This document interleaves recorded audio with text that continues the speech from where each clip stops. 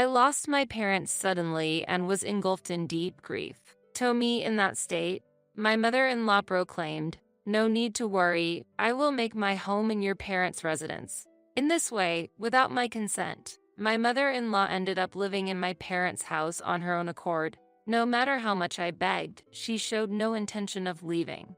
The action I took against this was, my name is Emily. I have been married to my husband John for 10 years. Since John's father is no longer in this world, our relationship with my mother-in-law naturally became very close. My mother-in-law had a relatively good relationship with my parents, and the annual family trip had become a regular event to deepen our bond with them. My family owns a villa in a summer resort, which has become the fixed lodging for our trips.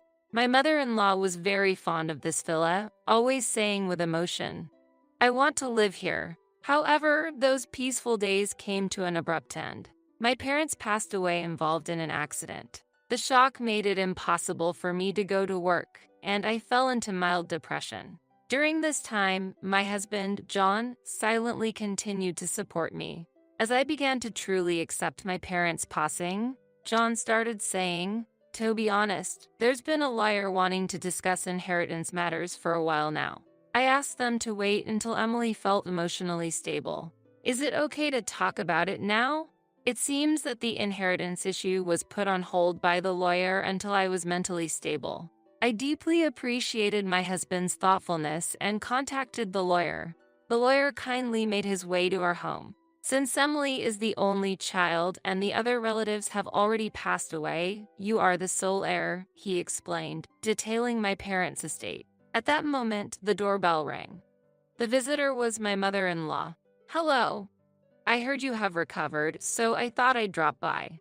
How about some tea?" She entered the room without hesitation, holding a gift. Mother. Actually, we are in the middle of handling inheritance procedures right now." "Oh, that's convenient. Actually, I wanted to talk about that. You know the lovely villa your parents owned? I wanted to talk about that." In front of the lawyer, she boldly stated this. Shocked and taken aback, both the lawyer and I responded, "Excuse me, what are you saying? You don't have any inheritance rights, do you?" "I'm well aware of that. You are the only heir, right? So, all that property belongs to you?" "Yes, the lawyer was just explaining that to me. But since you married into our family, what's yours is mine as well, right?" "No, that's not right." Following this exchange, the lawyer intervened and explained to the mother-in-law that you have no inheritance rights, and she reluctantly left. After my mother-in-law left, we resumed our conversation about the inheritance. At that time, the lawyer handed me a letter from my parents. The letter read as follows. "We do not know how long our lives will last, but it's certain that Emily will outlive us. The villa we bought is meant to serve as an investment to support Emily when she finds herself alone. Once we're gone, do not hesitate to let go of the villa. Use the funds obtained to realize Emily's wishes." Despite the sudden news of my parents' passing, it seemed they had prepared this letter in advance for such an eventuality and entrusted it to the lawyer. My dream, as mentioned in the letter, was to start my own cafe. John had always supported this dream, and I had been gaining knowledge about cafe management while working. However, gathering the necessary funds was difficult, and there were times when I nearly gave up on my dream. Yet, my parents never forgot about it. John quietly encouraged me, tours held back, realizing your dream was your parents' greatest hope. "Let's sell the villa." "Yes, I'll do that." Letting go of the villa filled with memories was hard, but John's encouragement helped me to resolve to move forward. After the inheritance procedures went smoothly, about a month had passed and we had returned to our peaceful daily lives. That's when I realized we hadn't contacted my mother-in-law since that day. The last time I spoke with my mother-in-law was during that discussion about the inheritance. After ending on such discord, I'm a bit worried. John comforted me, saying, "It's okay. My mother was just a bit upset then. Maybe I should contact her. How about we have a meal together somewhere?" When I actually called my mother-in-law, she responded with a surprisingly cheerful voice, and I felt relieved. Mother, I'm sorry for not being in touch for a while. We were busy with the inheritance procedures. Don't worry about it, dear. So, did everything go well with the procedures? Yes, it's all settled now. I'm sorry about that time. There's nothing to worry about. Whether I own it or not, it doesn't bother me. What do you mean? What I mean is, even if you are the owner, it doesn't mean I can't live there. You're busy, and managing a villa is tough, right? So, I decided I'd live there and take care of it. You're living in that villa? Yes, exactly. I've already moved in, so don't worry. Wait, what do you mean you moved already? Do you mean you're already living in that villa? Since you seem busy. I had everything arranged by a professional moving company. How about visiting once a year or so? Surprisingly, without consulting us, my mother-in-law had gone ahead and moved into my parents' villa. That's a problem. That house is no longer ours. Now it was my mother-in-law's turn to be surprised, not ours. What do you mean? That villa was your parents' property, right? Since they passed away, it should have become yours. Indeed, I inherited it temporarily. However, respecting my parents' wishes, the villa has been sold. Sold? Why would you do such a thing? I'm sorry for not noticing you earlier. We were caught up in the sale process right after the inheritance, and I intended to report back later. It's too late for that now. All my belongings have already been moved to the villa, and I've let go of the apartment I lived in. I have no other options. My mother-in-law was not one to back down. Since you've decided to sell it on your own, you should take responsibility and repurchase it. The money from the sale is still untouched, right? That settles it. Please do it. Without waiting for a response, my mother-in-law ended the call. Later, my husband tried to calm her down, but my mother-in-law refused to budge. I've decided this house is mine. I will not leave under any circumstances. She was determined not to move out, no matter what. We had no choice but to consult with the real estate agency that handled the sale of the villa. I have to tell you that we had a little misunderstanding and my mother-in-law has moved into the villa. What? The real estate staff was also surprised by the situation, especially since it had been less than a week since the sale. Considering these circumstances, would it be possible to repurchase the villa? The staff answered with a troubled look. Regarding that, unfortunately, a new buyer has already been found. The villa, located in a popular summer resort and well-maintained thanks to my parents' regular upkeep, was in excellent condition. However, we didn't expect it to find a buyer so quickly. Now, repurchasing it has become impossible. We had to somehow make my mother-in-law leave.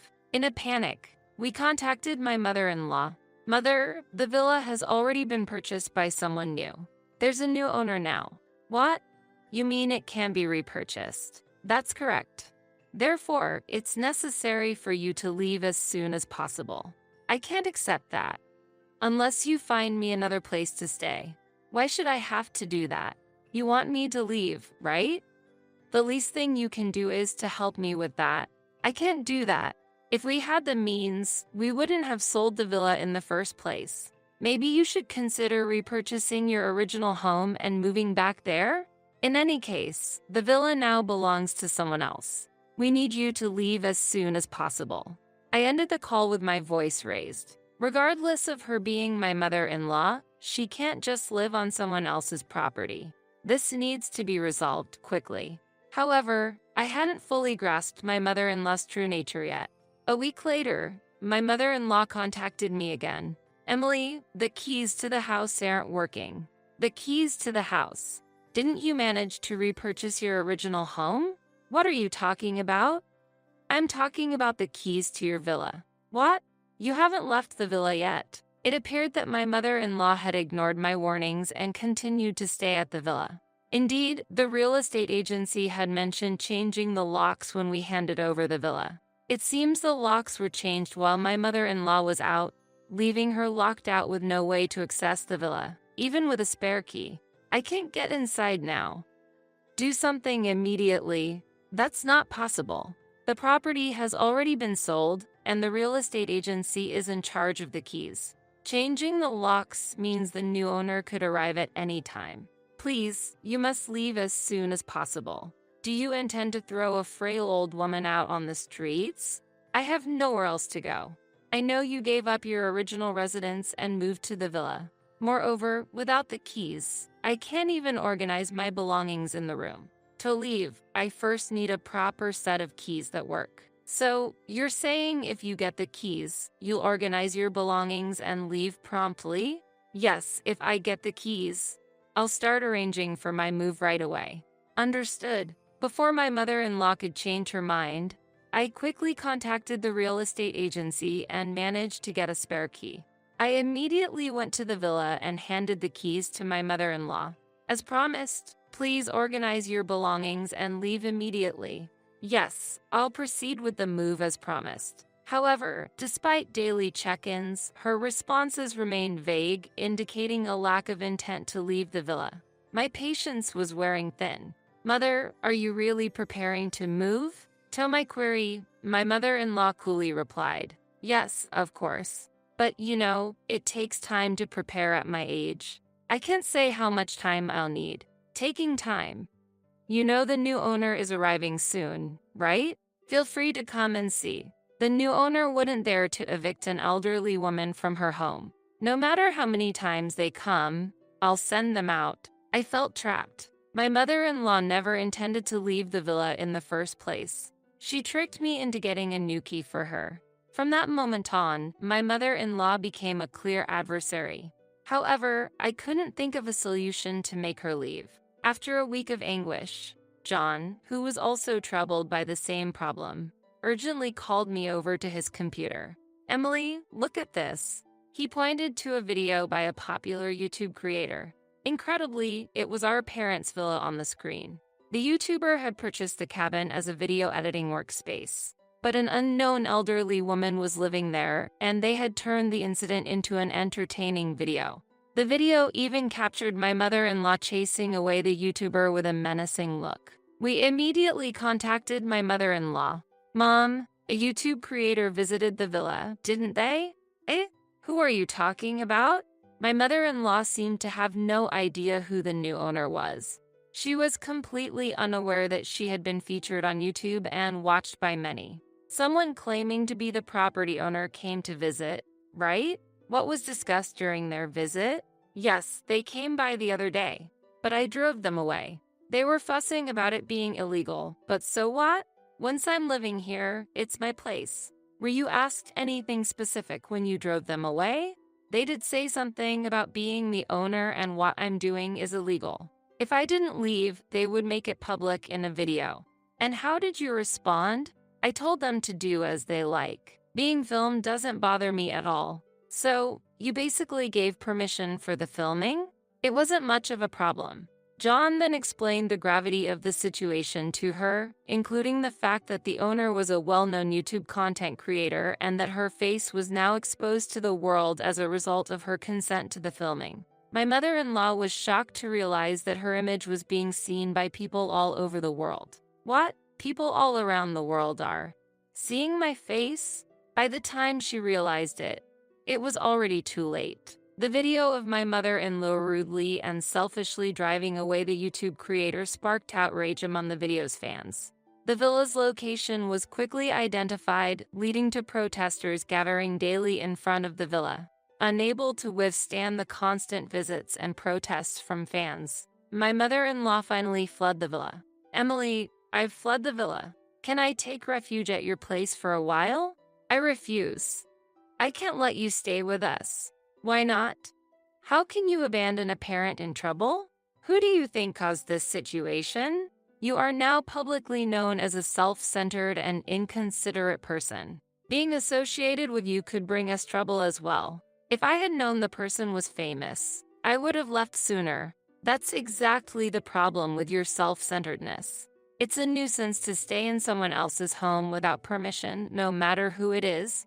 I just wanted that villa. That villa was a place filled with precious memories for our family. I don't want any more to do with someone who would use it without permission like you did. What do you mean you don't want anything to do with me? It means I'm cutting off our relationship with you. John would never agree to do something like that. This was John's idea. I simply agreed with him. How can I endure a life exposed to people's criticism without a place to live? You brought the criticism on yourself, didn't you?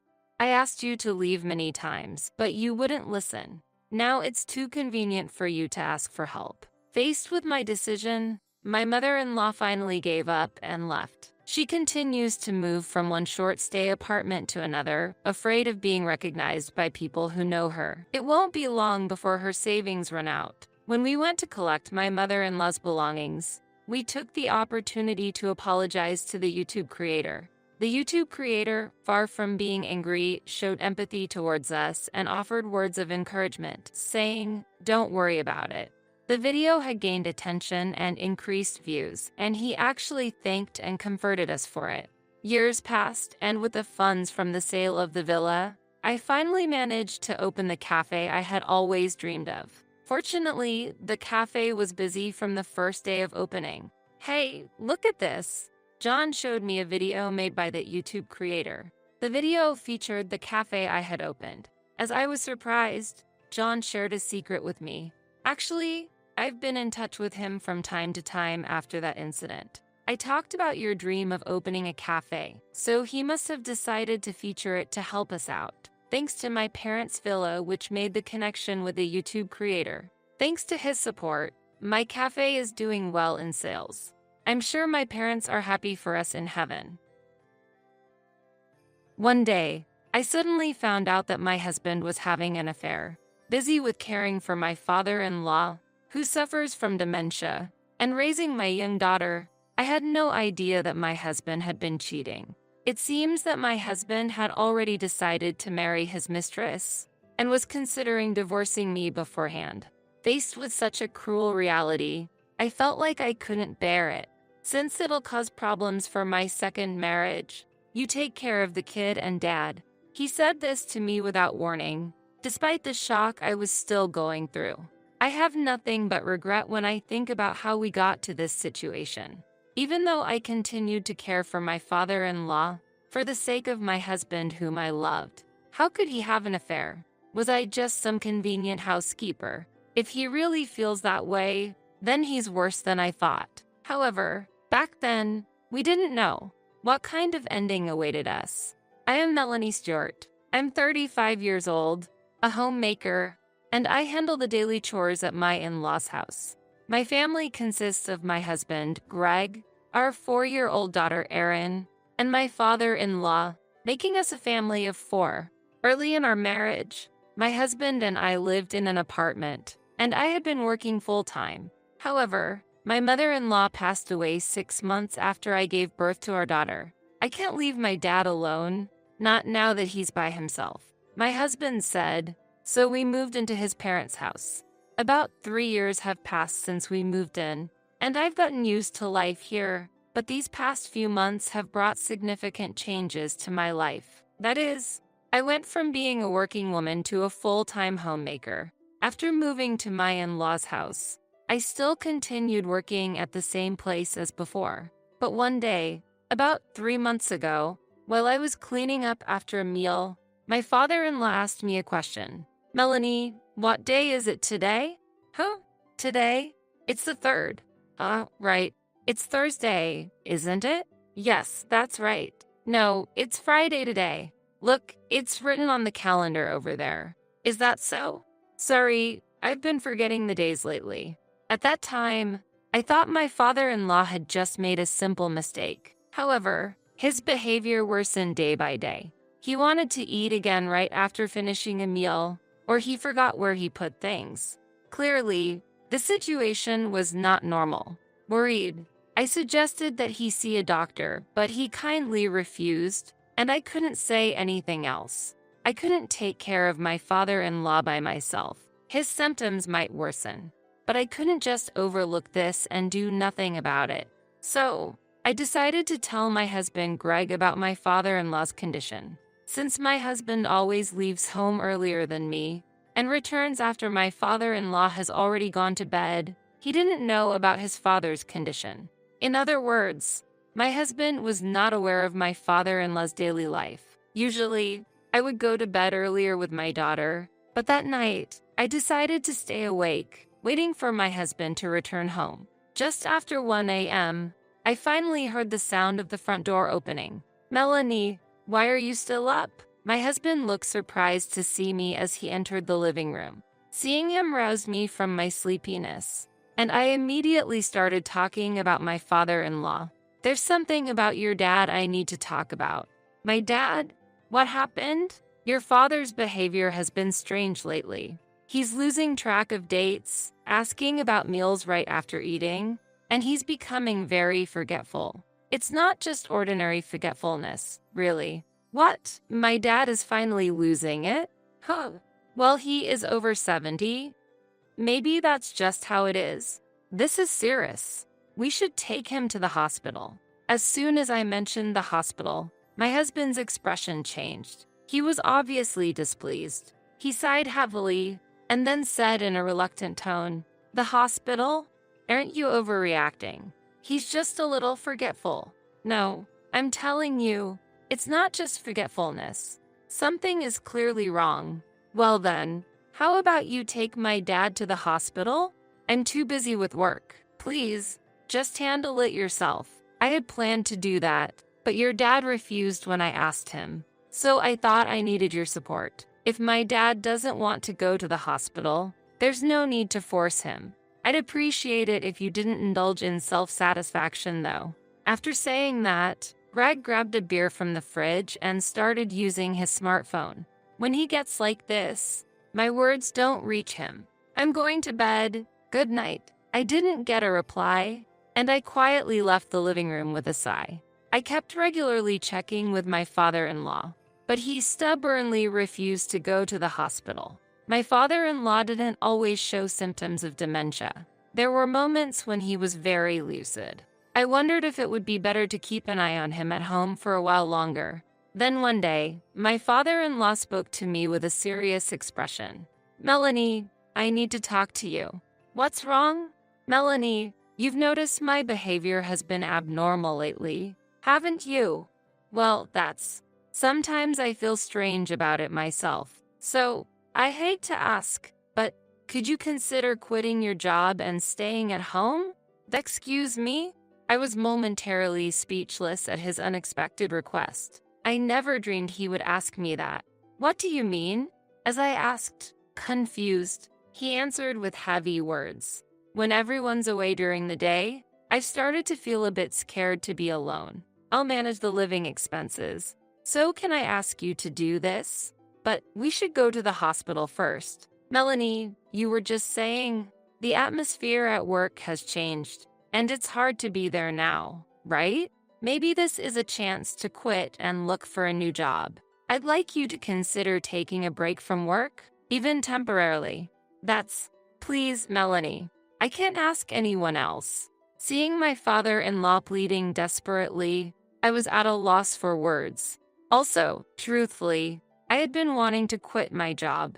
Recently, the management at my workplace had changed, completely altering the work environment. It was no longer the comfortable and friendly place it used to be, and some of my close colleagues had already left. I had considered resigning too, but my daughter is still young, and I was worried about our future living expenses.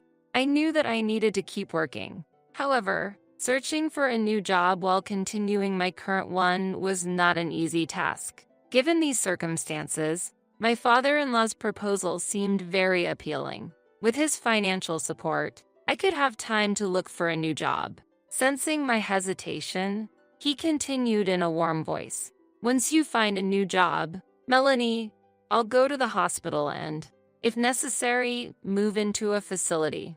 "Move into a facility? I don't want to cause any trouble once you've found a new job, so until then, could you look after me?" "Father, this is my first and last request to you. I'd be happy if you could indulge me." After discussing this with Greg, I decided to quit my current job and take care of my father-in-law until I found a new one. Caring for him mainly involved supporting his daily life and preparing meals, nothing too burdensome. He provided a certain amount of money to us each month for living and caregiving expenses. Thanks to this, I was able to spend more time with my daughter, and I deeply appreciated his support. 2 months into my life as a homemaker, I had almost secured a new job. After the final interview and receiving a job offer, I immediately went to tell my father-in-law. However, it seemed he was on the phone. I couldn't hear the details of the conversation, so I waited until he finished before opening the door. "Excuse me, father. May I have a moment?" "Melanie, did you hear my phone call just now?" "No, I didn't listen. I noticed that you were on the phone, so I waited." "I see. Did you need something?" "Yes. I found a new job and wanted to tell you." When I told him this, he brightened up and said joyfully, "That's wonderful. Congratulations." As if he were the one with good news. Now that my new job was settled, the only thing left to do was to arrange to take him to a medical facility. I planned to set the schedule as soon as the next day. That night, however, my husband, who usually comes home late, returned a little after 7 p.m. When I greeted him with "You're home early today?" he emotionlessly dropped his work bag on the floor and coldly said, "I'm marrying her, so I want a divorce." "What did you say?" I couldn't continue speaking. In total shock, Greg continued talking, indifferent to how upset I was. "Did you not hear me? I said I'm marrying her, and it's over with you. I brought the divorce papers, so sign them right now." "Wait a minute. What is this? All of a sudden? We have Aaron, and you can't just decide on divorce like that. Don't just decide things by yourself. I don't care about you and Aaron anymore. Thanks to you not noticing, I've been able to continue my relationship with my other woman. I do thank you for that. How could you?" Apparently, my husband Greg had already decided to marry his mistress and had been planning our divorce. This sudden revelation was too cruel and hard for me to accept. While I was reeling from this, Greg added another blow. "Since it'll cause problems for my second marriage, you take care of the kid and dad." He said this without giving me any time to emotionally prepare. I wondered how we had fallen into this situation. I had devotedly cared for his father, treating him as a part of our family. Why would Greg have an affair? Did he only see me as a convenient housekeeper? If so, it really is too much to bear. Overwhelmed, I glared at Greg and raised my voice in anger. "Stop being so selfish. How can you think I would accept that? Whether you accept it or not, it doesn't matter. It's already decided." What about Erin? That's why I'm saying you should take her. And while you're at it, the annoying father with dementia too, huh? How can you say such things about your own father? You quit your job of your own accord, so I have no obligation to help you, right? If you can understand that much, then get out immediately. At that moment, I felt as if my heart broke. I realized that I could no longer be involved with this man. That left me with no choice but to take care of Aaron and my father-in-law myself. "Fine. I'll agree to the divorce and leave, but don't ever come into our lives again." At that, Greg smirked maliciously and replied, "Of course. Do whatever you want, ha!" Trembling with anger, I signed the divorce papers he thrust at me and then took them to submit to the office. When I returned home, Greg was gone, and he had left a message on my smartphone. The message read, "I'm going to live at my mistress's house until we find another place." Although I stood up to Greg, I hadn't found a place to go yet. Even if I started looking for a new home right away, it would take some time. As I was pondering what to do next, my father-in-law approached me, saying, "Can we talk for a moment?" "Father, I'm a bit busy right now. I have a lot to do." "About what you're going to do next, right?" "Don't worry, I've already prepared a room for us." "A room? Why?" "I hate to say this, but I overheard your conversation earlier. I anticipated something like this might happen soon, so I rented a room in advance." "Really?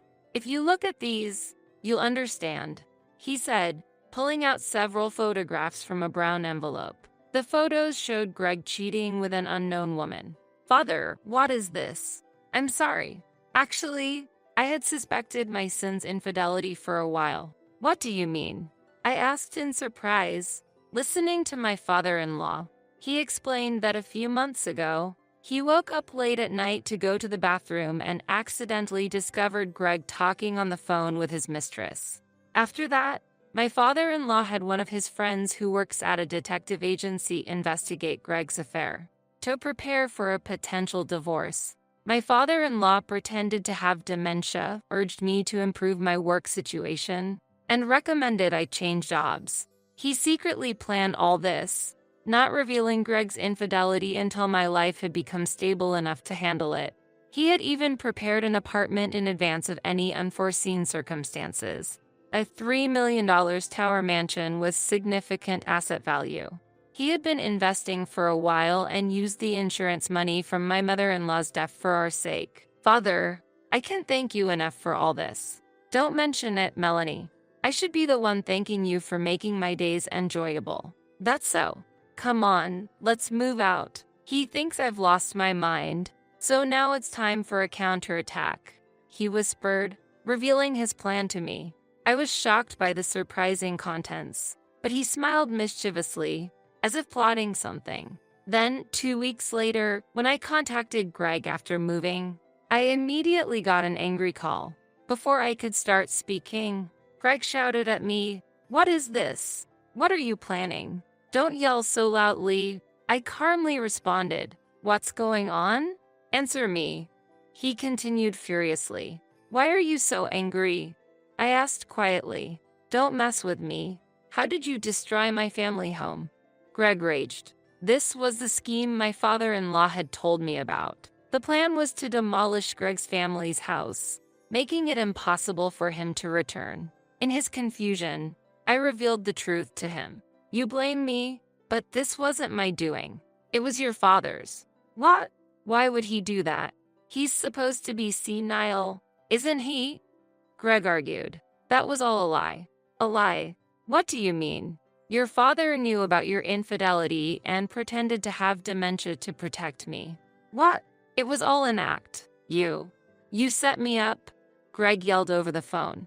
As I pondered how to respond, my father-in-law took the phone from me and calmly said, "This is the result of the seeds you have sown. Just so you know, you won't inherit anything from me." "What? You're joking, right?" Greg exclaimed in shock. "I bought this apartment for Melanie and Aaron's future. I've also arranged for my own care facility. You won't get a penny from me." "That's ridiculous. Wait a minute. I thought I had my own house and an inheritance from you." "Unfortunately, Melanie has already consulted with a lawyer and we're seeking damages from you and your mistress. Are you prepared?" "Wait, please. No." Ignoring Greg's scream, my father-in-law ruthlessly hung up the phone. Handing the phone back to me, he told me with a kind smile, "From now on, be free and happy."